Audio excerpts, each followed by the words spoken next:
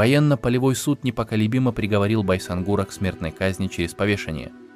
Царские власти собрали горных дагестанцев и чеченцев на площади перед церковью в Хасавюрте, чтобы показать расправу над знаменитым предводителем горцев.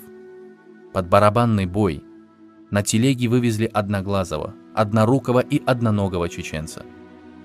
Толпа в оборванных одеждах, с угасающей верой в глазах, рыдая смотрела, как 67-летнего Байсангура подводят к виселице. Голосом горцев на площади зазвучала предсмертная молитва Ясин. Офицер скверно приказал остановить барабанную дробь и зачитать приговор. И тут царские палачи прибегли к изуверскому приему. Кто из горцев желает выбить табуретку из-под ног Байсангура за денежное вознаграждение? «Я!» — отозвался заранее подкупленный житель. С ярким блеском в глазах Байсангур дрожащим телом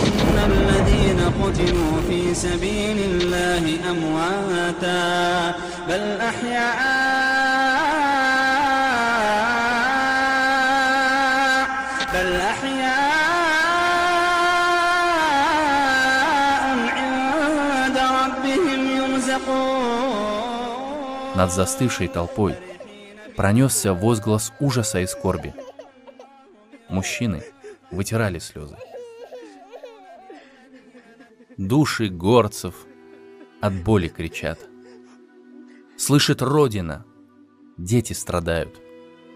Только трусы бесславно молчат, когда братья за них умирают. Градом хлынули слезы из глаз, с уст мужей громогласно слетает. Ты боролся с врагами за нас, мы идею твою не оставим. Сможем мы удержаться в седле, шашки вверх поднимая в походе. На прекрасной чеченской земле заживем в долгожданной свободе.